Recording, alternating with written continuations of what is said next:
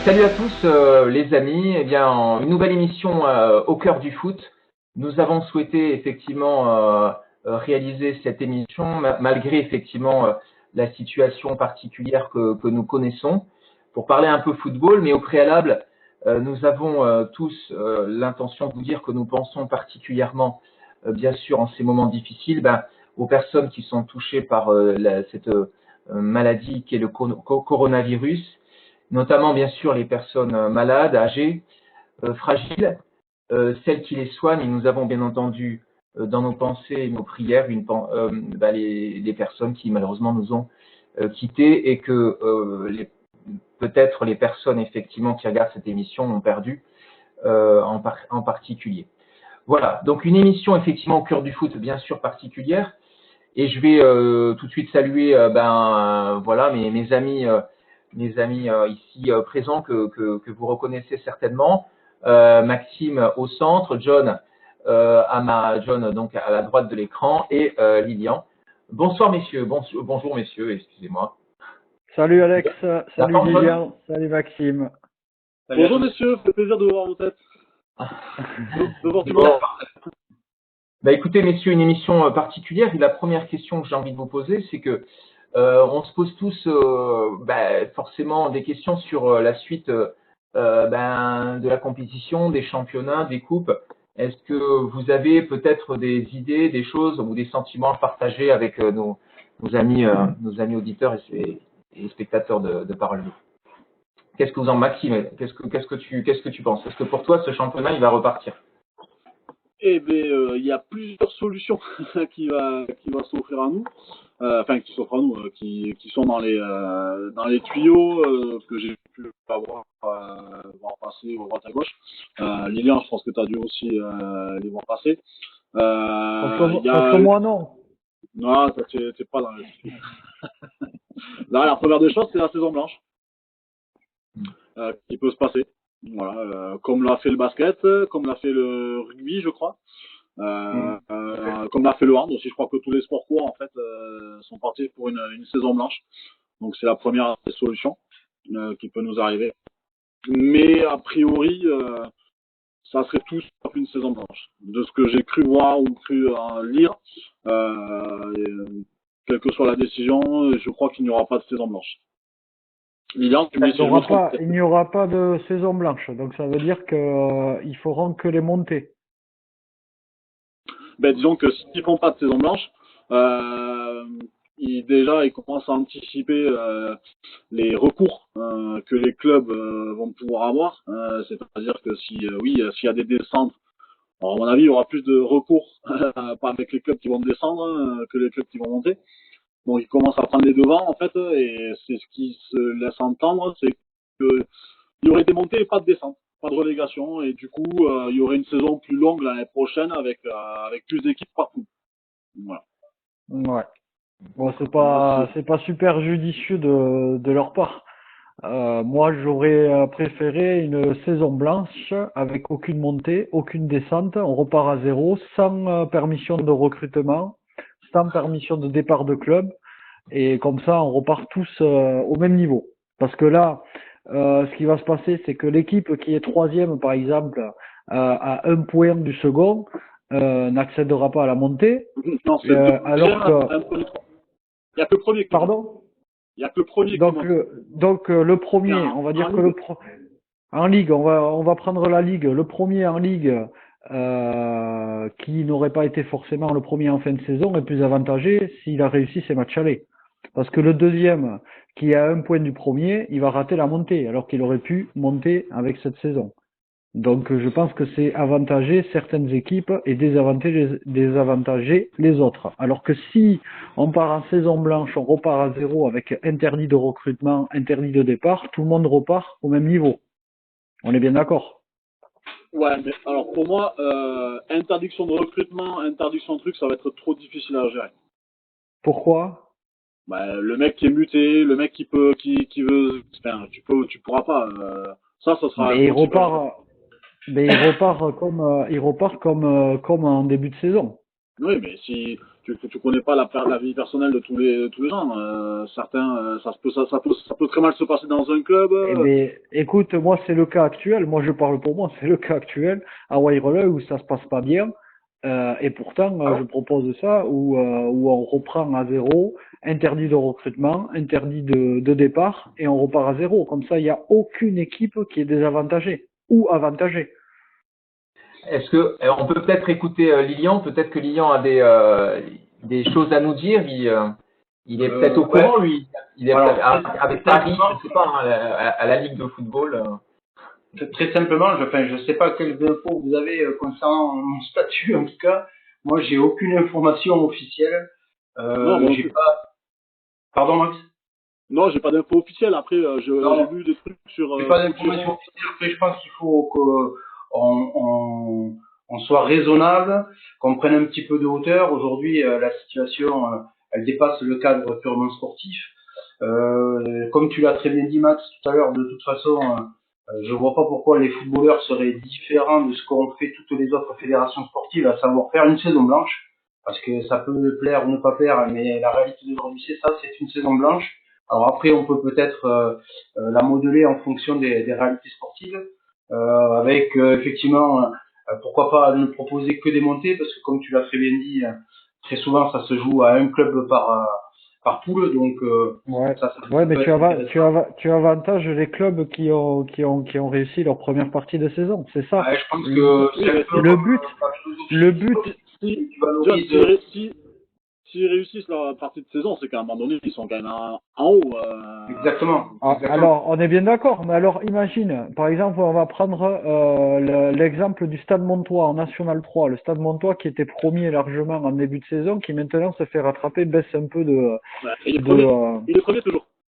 Oui, c'est ce que je te dis. Ils sont toujours premiers, mais ils baissent un peu le pied. Est-ce que physiquement ils auraient tenu? Est-ce que sur la longueur ils auraient tenu? Ça, on ne saura jamais. Donc pourquoi avantager? Si je peux me permettre, à un moment donné, il faut non, te permets pas. Non, il faut pas se permettre. Sinon, ça va être trop long. Il faut trouver une limite, quoi. Lilian, il y a des classements qui sont faits.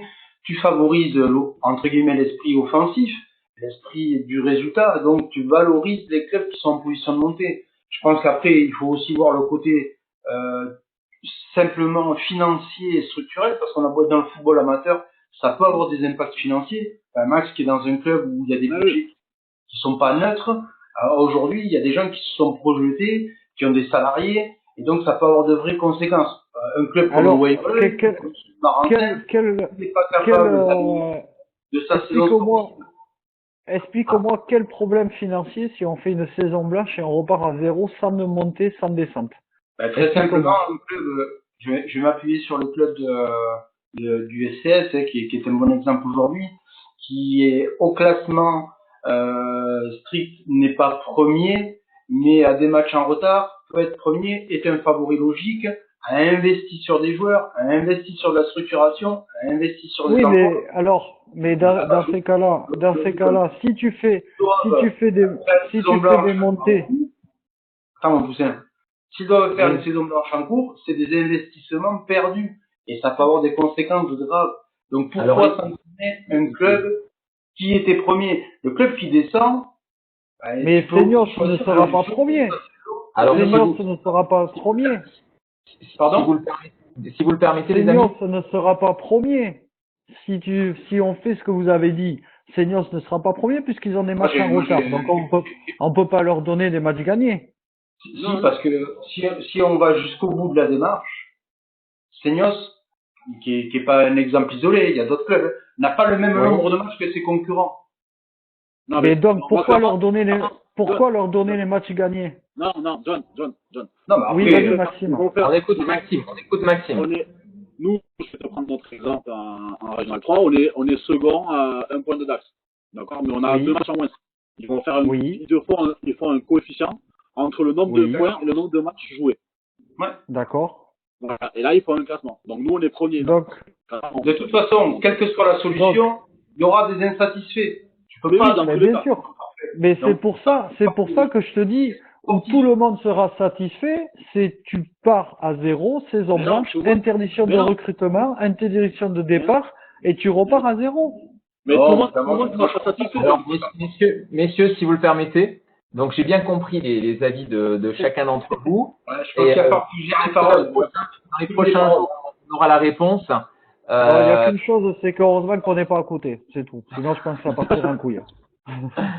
Bah écoutez, si vous le permettez, vous avez pas. Ouais, Maxime. Il y a une autre. Alors ça, c'est des solutions qui sont envisagées. Il n'y a rien d'officiel. C'est des choses qui sont parues sur différents sites. Il y a une autre solution qui est envisagée. Moi, je trouve que je vais parler du rugby, du basket et du hand. Ils ont pris leur décision très tôt, je trouve, alors qu'ils ont des championnats qui durent moins longtemps. Alors oui, après ils ont des playoffs.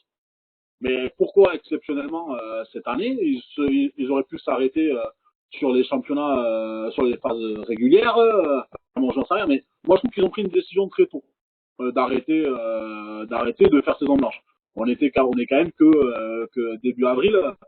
Moi, parce qu'il y a une autre solution qui est envisagée aussi, ou qui peut être envisageable, c'est un match quand il s'arrête avant la fin du temps réglementaire à cause d'intempéries ou quoi.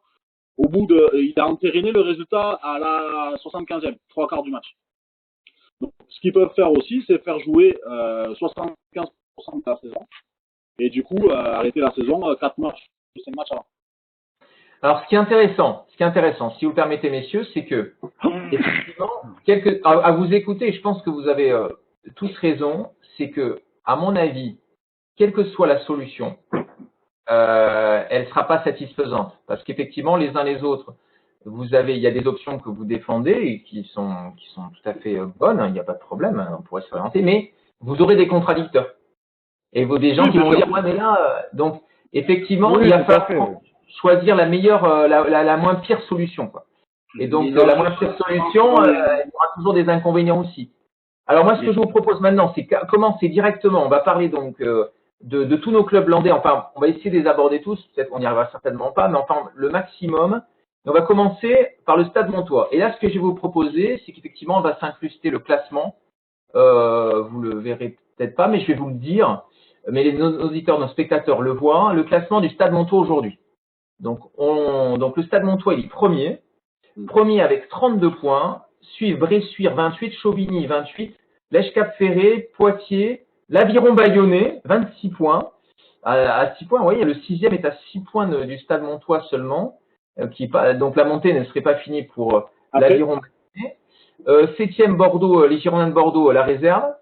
Cognac 8e, Anglette 9e avec 21 points, Châtellerault 10e, 20 points, Niort 19e, Pau, la réserve de Pau est 12e, 18 points, Mérignac 17 points et enfin clôture le championnat Bassin d'Arcachon 11 points. Bon début de saison du Stade Montois, c'est pas évident quand on redescend de tout de suite rebondir et d'être dans la tête du classement. Qu'est-ce que vous en pensez, messieurs? Lilian, allez, qu'est-ce que t'en penses? Écoute, j'en pense pas grand-chose, si ce n'est qu'effectivement le Stade Montois a une histoire propre. Avec un bel esprit gascon qui représente, on les met toujours plus ou moins perdants en début de saison et ils démontrent qu'avec des valeurs autres que des budgets financiers, ils arrivent à exister dans une poule où je pense que l'entraîneur actuel, sur Robin de mémoire, a su créer un esprit de groupe qui leur permet d'avoir des résultats. Donc, écoute, tous les feux sont ouverts en National 3 pour le Stade Montois qui reste à aujourd'hui encore la locomotive du football landais. John? Mais le Stade Montois qui a fait un très très très bon début de saison. Et par contre, ils ont eu pas mal de difficultés avant la trêve à domicile. Ils ont laissé passer des occasions de s'envoler. Donc peut-être que pour eux, c'est mieux que la saison s'arrête là et que peut-être qu'ils monteront, j'en sais rien. Mais ils ont eu quelques difficultés avant la trêve, effectivement. Mais après, très très bon début de saison pour le Stade Montois. Maxime? Merci, John. Non, mais je vais rejoindre un peu ce que disait Lilian, c'est qu'il n'y a pas besoin d'avoir, parce qu'avec les difficultés financières qu'ils ont eues en cette intersaison, des départs de joueurs, ils étaient vraiment dans l'inconnu et avec beaucoup d'interrogations négatives. Comme dit Lilian, du coup, ils ont réussi à trouver les ressources nécessaires pour être en tête de cette poule. et être en possibilité d'accession. Maintenant, le problème restera le même, c'est-à-dire que s'ils arrivent à monter en National 2, le championnat est autre que la National 3 avec des dépenses plus grands, avec tous les problèmes financiers que ça peut, des dépenses en tout cas, que ça peut engendrer. Ils l'ont vu avec un budget autre que ce qu'ils ont maintenant. Qu'est-ce qu'ils vont faire s'ils arrivent à monter? La question est là. Sportivement, il y a, je pense, il y a de quoi être optimiste pour ce club, qui a toujours su trouver les bons joueurs, avoir aussi de la formation. Maintenant, voilà, la National 2, ils le savent mieux que nous, je pense, que c'est encore plus exigeant que la National 3. Donc, il faut espérer que ça soit qu'ils aient appris et qu'ils arrivent à se maintenir en National 2. S'ils arrivent à remonter, maintenant, ça rien. Ok, merci les gars. On passe, si vous le souhaitez, tout de suite dans du lourd là, avec la Régionale 1 et la poule C de la Régionale 1, où nous avons comme équipe en tête de poule, et bien Tartas, 28 points, et Saint-Paul-Sport, 24 points, Cestas, qui est égalité avec Saint-Paul-Sport, même nombre de points, 24 points, suivi de Porte-Entre-deux-Mers, Villeneuve, Jeunesse, Arin, Lusien, Saint-Jean-de-Luz, Iribuco, 7e, Orthez, l'élan Béarnais, donc 8e, Blanquefort 9e, Saint-Médard-en-Jalles 10e, Labrède 11e et l'Aviron Bayonnais, la réserve de l'Aviron Bayonnais distancé au classement 12e. Donc qu'est-ce que vous en pensez de ce début de championnat de Tartas et Saint-Paul qui est derrière quand même? Qu'est-ce que vous en pensez? Lilian. Bon, alors ça me fait plaisir d'être premier un peu, ça me change. Pour la Régionale 1, écoute, enfin moi, bon, même si effectivement la saison, on va tous se rejoindre sur ça, à mon avis, elle est terminée en l'état actuel. J'ai pris énormément de plaisir à suivre à distance cette poule-là, parce que c'est rare quand on a quand même deux clubs landais au plus haut niveau régional, avec, comme je l'avais dit lors de la dernière émission, deux projets un petit peu différents, mais deux clubs qui gazent, hein, qui carburent bien. Sur le papier, le favori pour moi évident de par ses investissements, c'était le Saint-Paul Sport. J'avais mis en avant par contre le côté expérience de Tartas qui faisait que pour moi ils avaient une longueur d'avance. Ils l'ont prouvé. Aujourd'hui, si on regarde le classement sec, on va dire qu'il y a trois clubs qui disputaient la montée. C'était Tartas, Saint-Paul et Cestas qui avaient un match en moins. T'as Villeneuve aussi. Pardon? T'as Villeneuve aussi. Villeneuve, ils ont tu as raison, ils ont deux matchs de retard, Villeneuve. Ouais. Exactement. Avec quatre clubs, ça reste assez serré. Je pense que c'est le haut du panier. C'est des clubs ambitieux. Je pense que le point fort, c'était encore une fois Tartas qui avait l'expérience de quelques années à ce niveau-là et qui savait comment jouer le money time. Malheureusement, ils vont pas le jouer le money time. Donc, on en revient à la réalité de ce qu'on disait, c'est que ces deux clubs-là, ils ont des budgets qui sont conséquents. Pour des clubs à taille moyenne que sont nos clubs landais, c'est pas évident. Et donc, une saison à repartir à zéro pour rejouer la montée, ça risque d'être compliqué, quoi. On n'est pas en région bordelaise, donc ça risque d'être compliqué. Après, sur la qualité des joueurs, je pense que Max sera plus à même de nous donner quelques détails. Il connaît très bien les joueurs de ces clubs-là. Je pense qu'il les a même bien développés, ces joueurs, donc je vais lui laisser. Pardon? Il n'y a plus beaucoup. Mais je n'ai pas dit dans quel club, mais il y en a. Dans cette club, je pense que je vois que tu suis Tartas de très très loin, Lilian, tu as raison. Je sais pas, enfin Pascal et Rafa, ça reste deux anciens sympas, non? Ah oui, deux joueurs sur un effectif de vert, c'est pas mal. Maxime, t'as contribué à ce que l'équipe de Tartas soit première au classement. Sois fier de ça. Si je peux me permettre, après je vais laisser la parole à mon acolyte Max, mais si j'avais eu le plaisir de former deux joueurs de niveau régional 1, ça aurait été déjà une belle victoire pour moi. Mais Lilian, ça n'arrivera jamais. C'est sûr, c'est ouais, Maxime, ce début de championnat de Tartas, c'est Saint-Paul. Qu'est-ce que t'en penses? C'était prévisible. John, apparemment, j'ai compris que c'était pour toi. On sait que t'es notre pronostiqueur numéro 1, mais on te laisse. Et toi, Max, qu'est-ce que t'en penses de ce début de championnat? C'est encourageant, comme dit Lilian, d'avoir ces deux clubs en tête. Après, je pense que vu les effectifs que ces deux clubs s'étaient construits, c'est juste logique, même si en football, on sait que ça peut aller très vite, qu'ils soient dans ce trio de tête. La question était à savoir ce que ça allait donner par rapport aux équipes bordelaises, avec lesquelles c'est difficile au niveau du mercato de rivaliser. Il y a des joueurs qui arrivent de partout. Donc, ils ont prouvé que ils avaient des effectifs qu'il fallait, qu'on pouvait compter sur eux. Voilà, je pense l'expérience, comme a dit Lilian, de se dire avec des joueurs quand même aguerris, avec notamment derrière, je pense que je pense que là où ça se joue, c'est dans le point de vue défensif, puisque Tartas prend pas beaucoup de buts, c'est assez solide, c'est difficile à bouger. Il y a Badish, il va s'emballer s'il voit l'émission. Badish, il va s'emballer quand tu vas dire ça. Je pense que Brassard joue aussi, quoi. Ouais, oui. Mais et puis après, pour revenir sur la saison blanche ou pas, comme disait John, par rapport à cet effectif-là qui est vieillissant, repartir sur une saison avec des joueurs qui vont prendre un an, peut-être que voilà, la saison sera forcément différente, et avec des clubs comme ça qui ont investi, qui se sont structurés pour atteindre le niveau de la Nationale 3, rien ne dit que la saison prochaine ils arriveront en sachant qu'il n'y a qu'une montée et que c'est quand même une division assez difficile, où il faut être très régulier. Rien ne dit qu'ils seront à ce niveau de compétition la saison prochaine. C'est pour ça que... Oui, mais Maxime, rien ne dit qu'en fin de saison, il serait à ce niveau-là. Ça, on le saura jamais. Tu le sauras jamais, mais John, t'as quand même 3/4 de saison qui sont pratiquement faites. Les équipes qui sont la moitié, la moitié.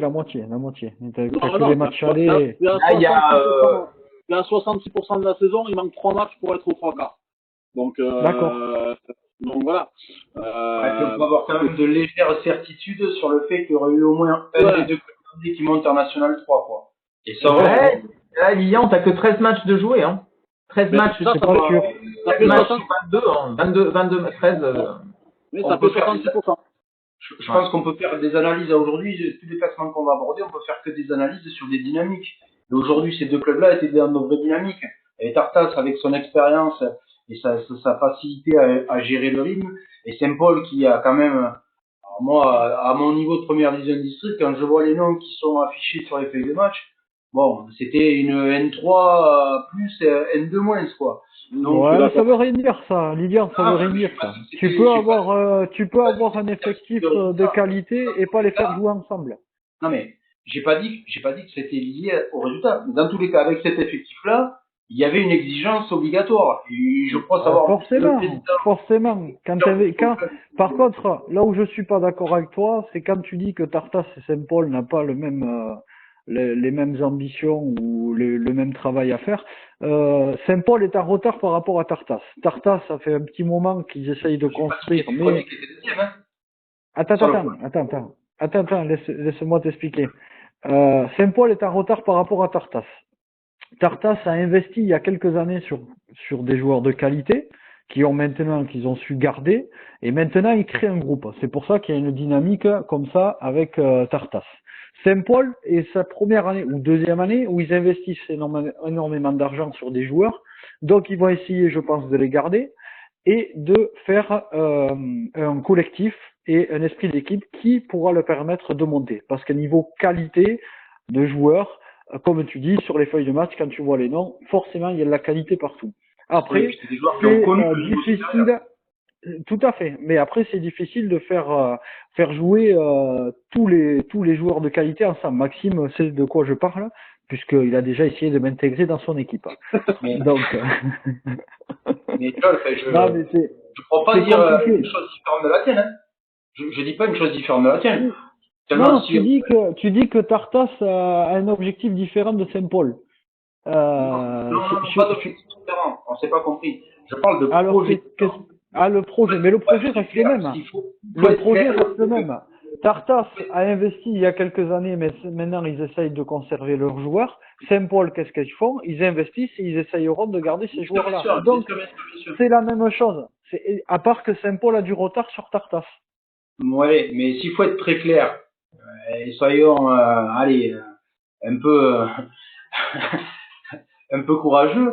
pour moi, l'enveloppe Saint-Pauloise n'est pas la même que l'enveloppe Tarussat. Même Mais si, oui, mais bien sûr, mais bien sûr, je mais pense bien qu'on est sûr. quand même sur deux échelles différentes. Et à un moment Ah, mais donné, tu parles d'investissement. Là, on parle pas de projet. On parle mais pourquoi d'investissement. le projet de Saint-Paul et de Tartas, ce sont des C'est projets le même. financiers. Bon, on va revenir au foot. Excusez-moi les gars, on revient au foot avec peut-être. Le projet Tarussat, ce sont des projets financiers. Est-ce que vous pouvez lui couper le micro? C'est scandaleux ce qu'il dit, monsieur. C'est un Il y aura scandale. un montage. Mais faut être clair. On voulait rajouter quelque chose par rapport à ce championnat R2. On passe à la R3 les gars ou c'est bon? R2, R2, on a pas. R2, pardon. On passe à la R2, excusez-moi. Ouais. Max, si vous voulez pas Non, conclure sur t'as ça, envie que, si t'as pas envie de faire l'émission ce soir, tu le dis, on se barre, hein. Maxime, t'avais rien à rajouter sur la R1? Allez, Sur sur Tartas, Maxime, tu voulais dire quelque chose peut-être ou, sur un R1? Non. je trouve que pour moi, Saint-Paul, c'est un échec pour eux, avec l'effectif qui se sont construits et les moyens qu'ils ont mis dans ce championnat-là. Pour moi, c'est un échec de pas les voir en haut, parce qu'il y a que des joueurs pratiquement qui ont l'expérience de la nationale. Donc voilà. Tu peux pas Après, dire que c'est un échec, Maxime. On est à 66% de la saison. Tu sais pas ce qui serait passé à l'autre moitié de saison. Les On peut pas ambitions dire du ça. club, John, les ambitions du club, c'était de monter en National 3, de suite. Oui, mais Donc, qui donc te c'est un dit échec. qui te dit qu'ils y ah là, pardon. Qui te dit qu'ils y seraient pas arrivés? On ne On sera peut jamais. pas le savoir. On peut pas. Donc on peut pas parler d'échec. Ils sont Il faut quand même que ça second du championnat à 4 points du premier. On peut pas parler d'échec. En fin de saison, oui, Maxime, en fin de saison, il serait pas monté. Là, tu aurais pu dire, oui, effectivement, Saint-Paul s'est trompé, c'est un échec. On est bien d'accord. Eh bien, messieurs. Mais là, aujourd'hui, on peut pas dire ça. Je vous propose, messieurs, si vous le permettez, qu'on passe en Régional 2 et on parlera toujours du Stade Montois parce qu'en poule E de la Régional 2, vous allez les voir, chers spectateurs, sur votre écran. Stade Montois est septième du championnat.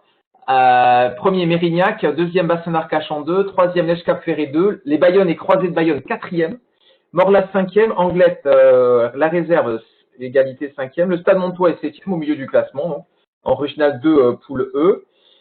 L'Élan Boucalé, huitième, la Jeunesse de Villeneuve réserve neuvième, Saint-Pierre-du-Mont, la première de Saint-Pierre-du-Mont, dixième, qui souffre un peu là en cette saison-là.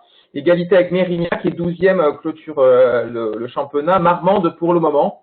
Donc quelques difficultés en Saint-Pierre-du-Mont Régional 2, là je vois.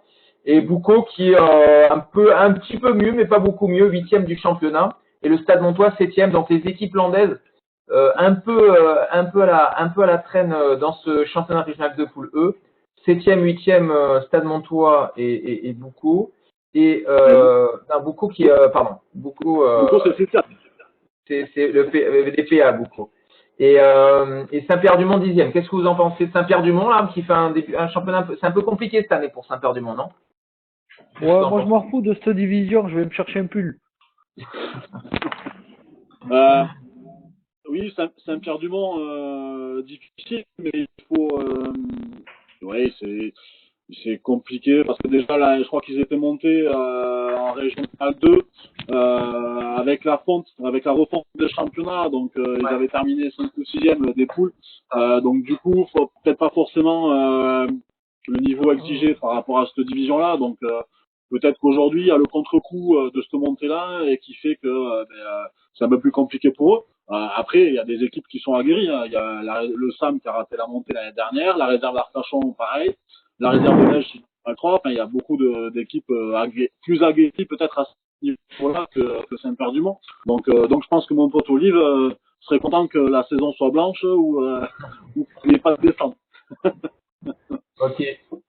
Autre chose, les gars, d'ajouter peut-être en cette poule E de Régional 2. John, maintenant que tu as mis ton pull. Non, c'est bon? Non, je suis pas trop cette poule. Si tu veux la parole, j'ai toujours quelque chose à dire. Allez, vas-y, Lilian, bien sûr, prends-la, vas-y. Bah, bien sûr, pour dire des conneries, tu peux prendre la parole. Hein. Écoute, je vais rejoindre un petit peu Max sur l'analyse de ce pool. Mérignac, qui est un prétendant à la montée, respecte ses objectifs. Parce que, tu sais, John, quand on annonce haut et fort des objectifs, enfin, à un moment donné, il faut s'attendre à ce qu'il y ait éventuellement des critiques, alors constructives, bien évidemment, mais sur les objectifs affichés. Ouais, mais tu peux avoir des critiques sur une saison entière, hein, pas sur une moitié de Tout à saison. fait, ouais. Ouais, bon, on considérera nos jugements à 66% de valeur. Voilà. J'aime bon. quand tu me parles comme ça. Alors- Et par contre, les 66%, Max, t'as fait le calcul, qu'est-ce qui se passe? Ben oui, j'ai fait le calcul. Bon, Putain, allez, le mais mec, John, il est bon en mathématiques, hein. Moment, je perds mon temps de parole. Donc, c'est éperdument pour revenir effectivement à Olivier Duchesne. Pour moi, c'est un travail extraordinaire, pas seulement au niveau de l'équipe première, mais au niveau du club. C'est un projet long terme.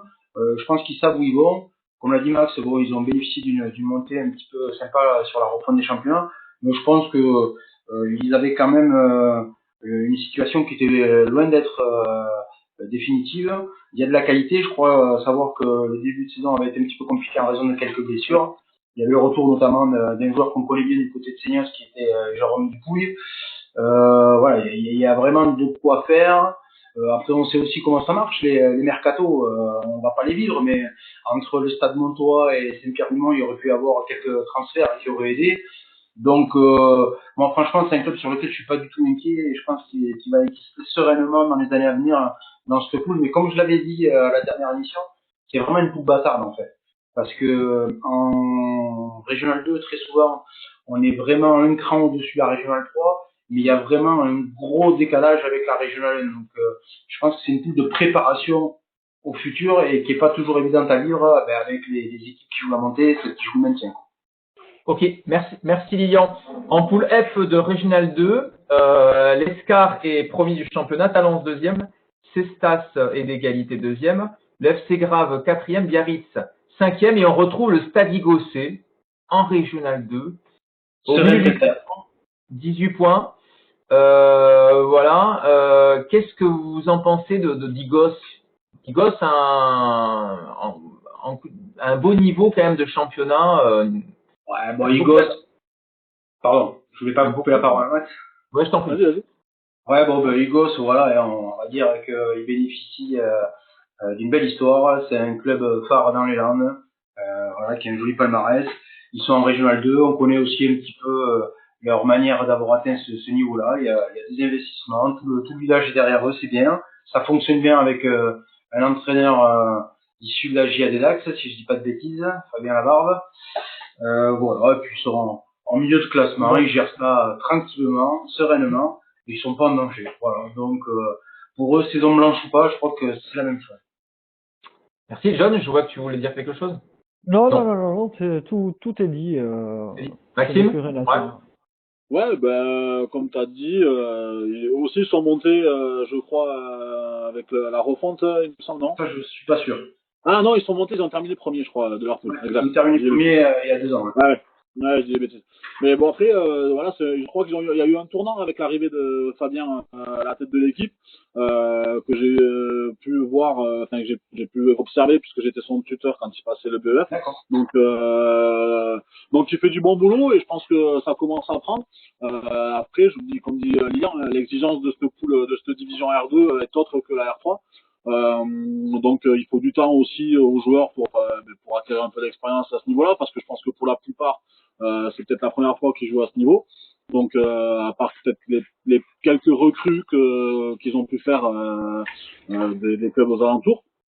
Mais je pense qu'ils sont bien ancrés dans cette division, et puis ils vont pouvoir travailler sereinement pour les saisons à venir et pour le long terme. Donc c'est bien. Je pense qu'ils vont s'installer à ce niveau-là, niveau qu'ils avaient peut-être il y a quelques années. Donc le Stade Ygossé retrouve des couleurs un petit peu, donc c'est bien.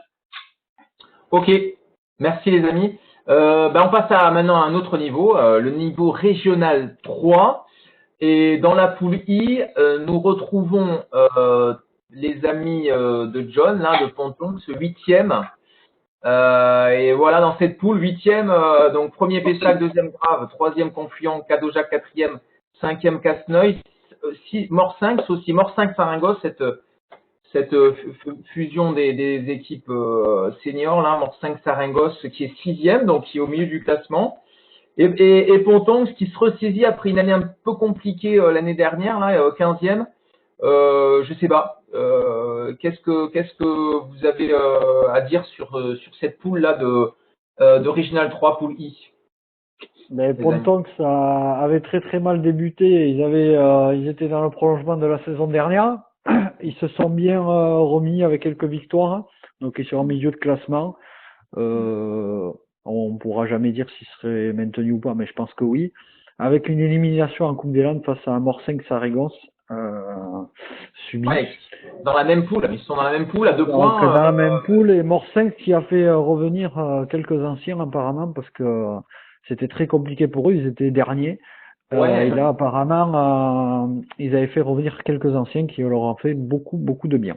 Voilà, ça va un peu mieux, même s'ils ont quelques matchs d'avance par rapport à Pontongue, qui a Oui. quelques matchs en retard. Mais Pontongue, ils ont quand même gagné leur match qu'ils devaient gagner, alors qu'en début de saison, c'était pas du tout ça. Ils étaient derniers et c'était très compliqué pour eux. Alors que Pontoise, de son côté, a su se remobiliser et être, avec le travail de Monsieur Pourtron, d'être en milieu de classement.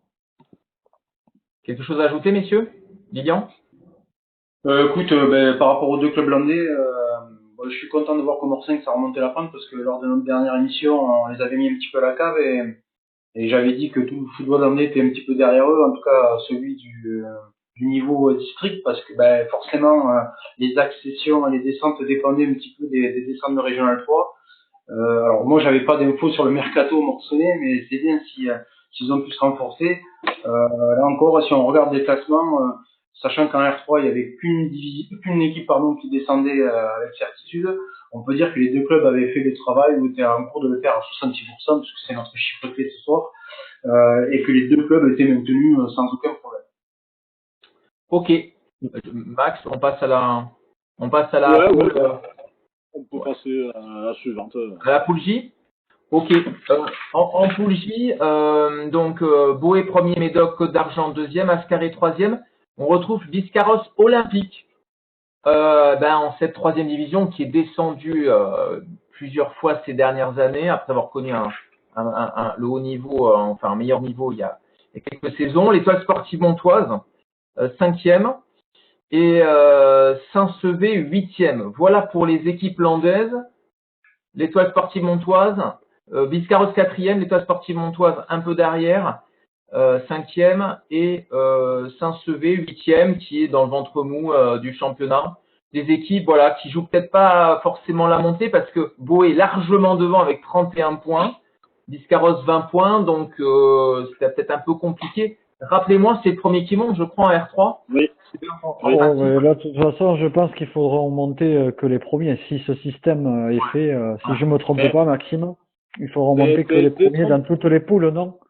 Détrompe-toi, il parle peut-être d'en faire monter deux, justement, comme tu disais, pour pas qu'il y ait trop de clubs en fait. Logiquement, il y en a qu'un qui monte, mais peut-être qu'il ferait monter les deux et faire des poules paires, mais à 14 au lieu de l'année prochaine, en fait. D'accord. Donc, du coup, les seconds seraient pas lésés et auraient aussi la possibilité de pouvoir monter. Donc, c'est quand même, je trouve que c'est une solution quand même assez équitable. Équitable. Après, peut-être que le troisième sera lésé. Le troisième. Et après, si on part, le quatrième. Donc, c'est compliqué. Moi, je trouve que ces histoires de montée, c'est très compliqué. Lilian. Mais pour revenir sur ce poule, oui, c'est. Lilian. Bon, Lilian, juste par rapport à ces trois clubs, moi, je m'étais fait un petit classement, vite fait, les clubs positifs dans leur dynamique et les clubs un petit peu négatifs dans leur dynamique. Moi, je suis un petit peu déçu, effectivement, de la santé du Biscarrosse Olympique qui a longtemps quand même. Quatrième du championnat à 20 points. Hein. Pardon? Quatrième du championnat à 20 points, 6 victoires. Ils ont été beaucoup plus mal que ça. Hein. Ils ont été beaucoup plus mal que ça. Moi, j'ai connu Biscarrosse. À l'époque, il y avait un joueur qui s'appelait Maxime Salou qui a joué d'ailleurs, je crois.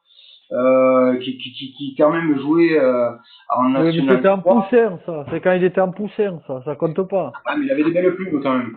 Et ça jouait en National 3 et c'était un des clubs phares du département. Aujourd'hui, on sent que bon, il y a eu effectivement une spirale très négative. Ils sont en train de remonter la pente. Moi, j'ai pas plus d'infos parce que quand je traverse la Dour, après c'est le Nord, mais j'ai l'impression que ce club-là, quand même, ouais, voilà, c'est plus le club que ça a été, donc un peu déçu.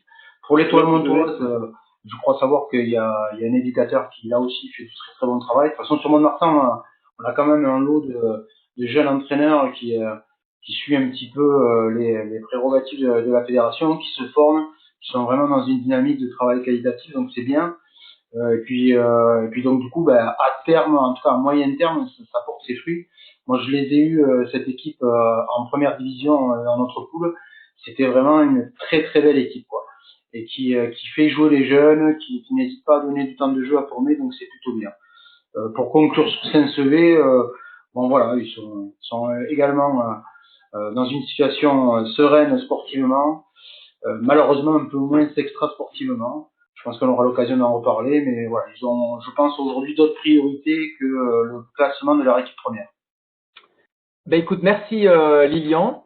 Max, ouais, ouais, je vais rebondir un petit peu par rapport à Biscarros, qui a connu, comme tu dis, un gros passage à vide durant les 4-5 dernières saisons. Ouais. Je pense qu'ils ont quand même stoppé un petit peu l'hémorragie. C'est très important. Ils ont eu aussi dans le club beaucoup de changements de président avec pas mal de comment dire, de conflits à l'intérieur. Donc ça a été une période très compliquée pour eux et sportivement et dans le club. Donc je pense que là ils ont réussi à assainir un petit peu tout ça, à repartir du bon pied, en sachant malheureusement que ce club en jeune n'a jamais eu beaucoup de joueurs formés. Donc c'est peut-être là le virage. Là, je pense qu'ils font jouer leur équipe réserve l'année dernière avait beaucoup de issus du club, donc il va falloir laisser un peu de temps à ces jeunes-là pour émerger et faire leur bille à ce niveau-là. Donc il faut espérer que pour eux, que certains que je connais bien encore, ils sont sur une nouvelle dynamique et qu'une nouvelle méthode de travail et que les années à venir, on retrouvera le Biscarrosse olympique dans les plus hautes divisions de la Ligue. Ouais, mais, bon, après, ce qui est bien, c'est qu'il y a une explication justement à cette baisse de niveau que tu nous as donnée. Donc bon, c'est plutôt rassurant. Et puis après, ben, malheureusement, je vais me permettre de faire une petite parenthèse par rapport à ça. Ça permet aussi de se rendre compte que tous ces projets qui sont faits uniquement sur l'aspect senior, sans prendre en compte que avoir une belle vitrine c'est bien, mais si on n'a rien dans l'arrière-boutique, ça fonctionne pas. Ben, la formation c'est indispensable, y compris quand on a des ambitions de haut niveau, pour pouvoir l'atteindre justement, parce que à un moment donné, il manque de ressources. La ressource c'est la formation. La JAD l'a payé très cher, hein, ça. Il faut Ils sont passés sur un autre système. Dax, à l'époque, elle avait payé très très cher. C'est un alliage. Je suis pas tout à fait d'accord parce que Dax avait quand même une formation avec beaucoup de jeunes de qualité à l'époque. Oui, mais Maxime, alors, les moments où non, je permets pas, je réponds à Maxime. On est à R3, là, on parle de Dax. J'enchaîne sur la régionale R3 et je vous en prie, allez-y, je vous laisse poursuivre, pardon. Oui, Maxime, je te disais, pour la JAD, les années où la JAD a fait sa fulgurante montée, tu es bien d'accord avec moi qu'il n'y a pas eu que des gens formés à la JAD qui sont intégrés l'équipe aux premières. On est bien d'accord que c'est beaucoup de gens de l'extérieur qui a été investi pour jouer. Je te dis pas l'inverse, je te dis que la formation de la JAD à l'époque, il y avait de quoi se servir de jeunes. Il y avait des jeunes, il y avait une meilleure formation à l'époque à la JAD qu'elle était à Biscarros. Elle est pas inexistante, mais presque. Alors qu'à Dax, il y avait quand même le potentiel de joueurs pour pouvoir jouer. Je dis pas qu'ils ont fait. Je suis d'accord avec toi, mais ils avaient fait le choix de pas suivre la formation. Ah, je parle d'accord. juste de l'état de la formation entre les deux. D'accord. Ok. Autant pour C'est moi. là la alors. différence d'ailleurs. Ce qui est bien dommage d'ailleurs parce qu'à l'époque, j'étais un élément de la formation djihadiste et je pense que j'aurais pu amener ma pierre à l'édifice, quoi. Ah non, je connais pas Lilian. Lilian, je veux bien que ça soit une émission pour déconner, mais tu peux pas tout faire. Plus belle Ne la te vie. lâche pas comme ça. S'il te Après, plaît, comme tu Lilian. l'as dit, Il y a des gens sérieux qui regardent l'émission. S'il te plaît, Lilian. et comme tu l'as dit tout à l'heure, on ne saura jamais.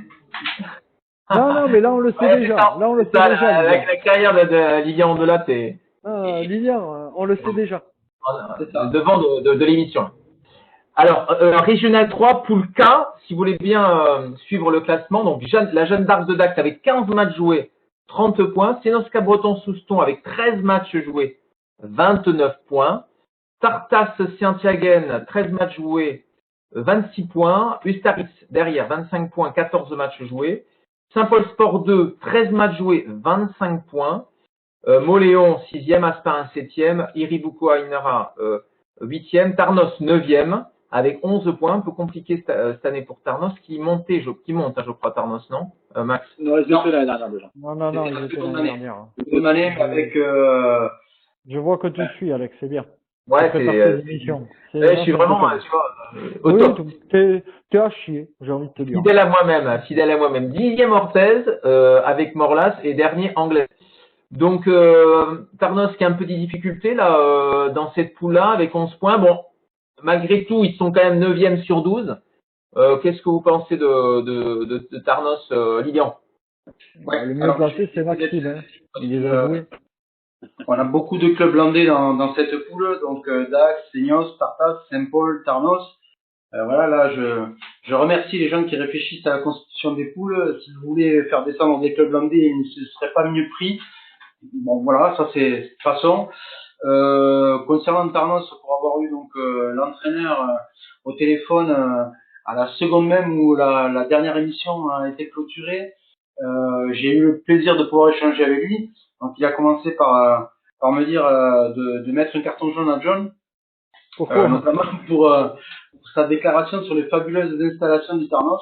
Et effectivement, je suis obligé de le rejoindre de ce côté-là. Il y a longtemps qu'il n'y a pas été. Ouais, voilà, ils ont plein de qualités à Tarnos. Ils ont plein de qualités à Tarnos, mais pas les installations. Et t'avais vanté leur terrain, mais je pense que c'était à l'époque où t'avais joué dans le championnat des Et leur synthétique, là. Ils n'ont pas de synthétique. Tu dois te tromper de ville, là. Ah oui, non, mais c'est vrai, oui, excusez-moi, je parlais de mon club favori, Saint-Martin de Seigneur. Excusez-moi. Oui, ou la benne. Voilà, donc bref. Donc tout ça pour rendre un Donc peu... le carton jaune, je l'accepte. Ok. Je l'accepte. J'espère que derrière on aura de l'interactivité à la diffusion de cette émission.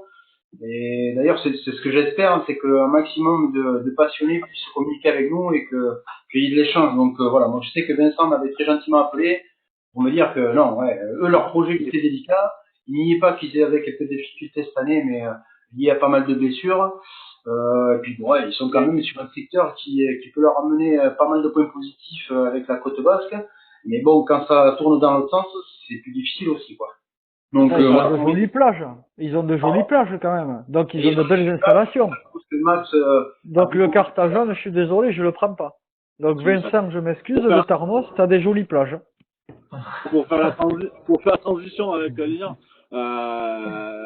ils n'ont pas les installations en adéquation avec leur projet en fait. Parce que c'est une équipe qui essaie de jouer au football. Et qui ont des bons joueurs de football, qui mérite largement d'être au-dessus de ce qu'il est au classement. Et pour les avoir joués nous dernièrement chez eux, sur un terrain catastrophique. C'est bien clair. Moi, le discours que j'ai eu avant le match, c'était on joue pas aujourd'hui. Et c'est rare quand je vais. Et aujourd'hui, eux ont essayé de jouer au football, ils ont perdu 2 ballons, ils ont pris 2 buts. Donc voilà, c'est un terrain, c'est des installations qui ne leur permettent pas de mettre en place le jeu qu'ils essaient de prôner. Donc c'est compliqué pour eux. Mais après c'est un club avec des très bons joueurs, jeunes joueurs, puisqu'ils ont beaucoup de jeunes joueurs. Ils ont 2 équipes seniors en fait qui sont très avec une réserve très proche. Avec une réserve juste en dessous qui est très proche de la première. Donc c'est un club qui va s'en sortir, Mais, Cette année, ils vont s'en sortir, oui, ça c'est sûr. Cette année, ils vont s'en sortir, il n'y a pas de problème. Pour moi, ils s'en seraient sortis. Ils s'en seraient sortis. Ouais, sans problème. On le saura jamais. Sans problème. À C'est 60 comme Wire. Wire, ils auraient pu être En champions effet. des Landes, ils auraient pu gagner la Coupe du District, mais ça, vous le saurez jamais. Et En oui, effet, j'arrive en- 91e, je marque, Coupe du District, voilà, champion, mais ça, on le saura jamais. moi, perso, je pense qu'à la 91e, ça fait déjà 20 minutes que tu t'es claqué. Hein. Non, je me suis jamais claqué. Mais bon, Alors, la tête du championnat avec Dax, c'est Niska Breton-Souston. Et la réserve de Tartas et Saint-Paul, les 4 équipes landaises. Ouais, les 4, ouais. Donc après, si je peux me permettre, pour cette poule-là qui est passionnante et qui est pour moi la poule qu'il faut regarder cette année, enfin qu'il fallait regarder, Dax faisait un très beau parcours avec là aussi un projet de jeu basé sur la jeunesse dacquoise qui fonctionne très bien. Alors après, on est d'accord, on n'est pas d'accord, mais enfin, force est de constater que ils sont plutôt cohérents dans ce qu'ils proposent, même si je pense qu'avec 2-3 joueurs expérimentés, ils pourraient peut-être être plus ambitieux, puisque Je peux pas être partout. Je peux pas. Je peux pas. ben, Je suis désolé, je peux pas. c'est pas totalement idiot ce que tu dis, c'est pas totalement idiot. Euh, donc après voilà, ils étaient premiers, mais encore une fois, c'est à nettement relativiser, puisque derrière le coach Loustalo traînait à 1 point d'écart, mais avec 2 matchs en moins. Et là, je pense que l'effet Max aurait pu amener un peu d'expérience sur ces jeunes troupes. Je pense que par rapport à la dernière intervention qu'il vient de nous faire, c'est quelqu'un qui est pragmatique, qui serait pas entêté à vouloir faire du jeu de possession sur des terrains compliqués ou face à des oppositions trop dures. Il aurait été chercher les résultats, ce qu'aurait peut-être pas été capable de faire le coach d'Aqua qui a des principes très ancrés, qui s'y tient, c'est tout à son honneur, mais pour aller chercher une montée, ça aurait peut-être été plus compliqué. Après, on avait Tartas qui... Oula, je trouve que tu t'avances beaucoup sur la façon de jouer de la JAD. Attention, parce que c'est quand même Michael Lee qui a sauvé la JAD d'une descente C'est pas le contraire. flagrante avec des jeunes, Donc, je pense que pour moi, c'est ce que j'ai dit au début. J'ai dit que ce qu'il fait avec les jeunes, c'est très très bien. Moi après, je suis pas là pour critiquer. non, mais tu as raison de donner ton opinion. Mais moi, je te rappelle juste que Michael Lee, avec tous les jeunes, il a réussi à maintenir la JAD. Alors que c'était une descente automatique s'il continuait à faire comme il faisait.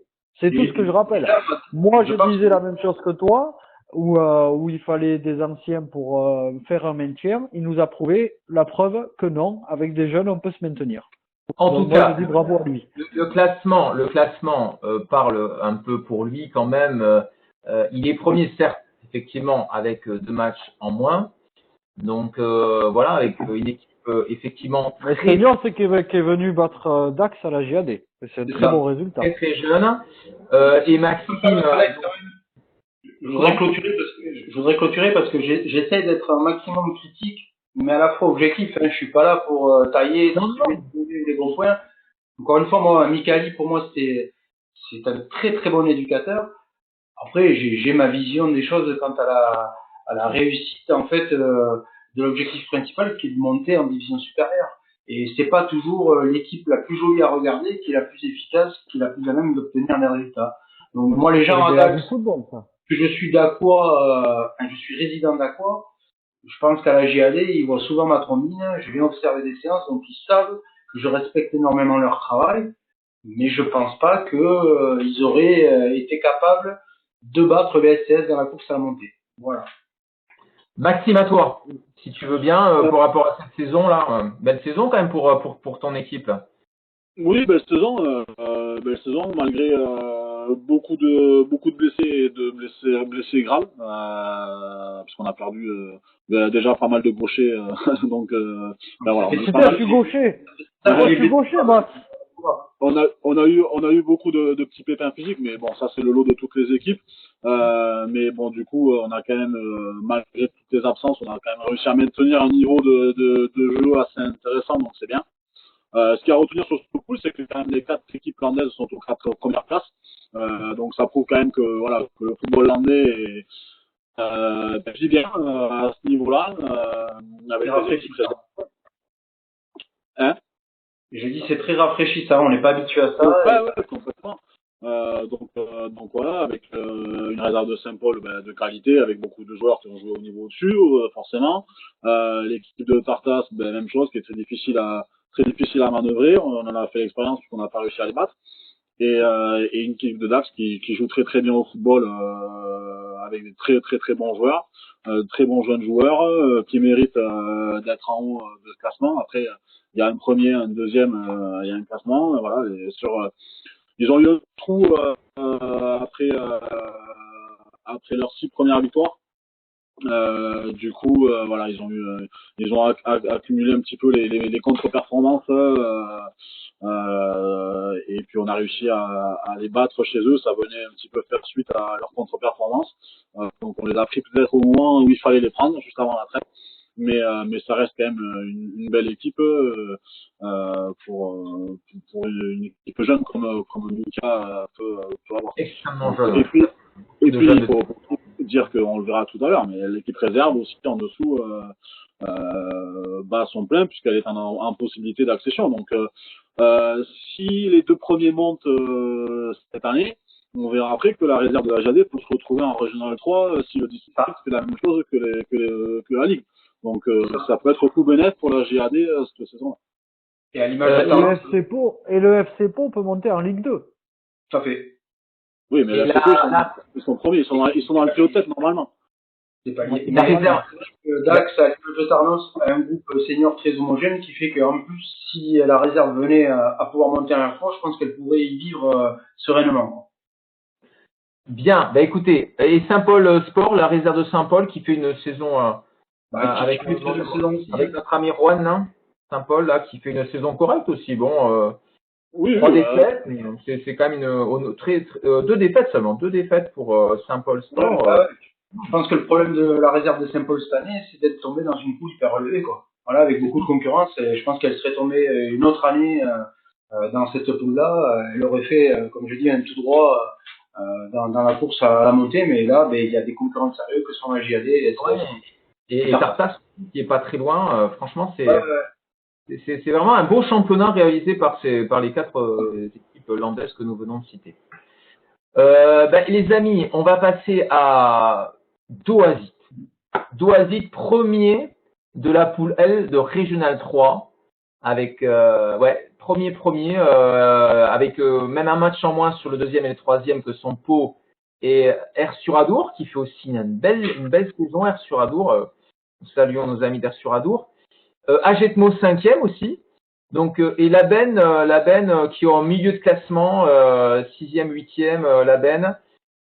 Donc des équipes landaises qui se portent bien. Je rappelle, Doazit premier, R sur Adour 3e, Agetmo 5e et la Ben 6e ex aequo.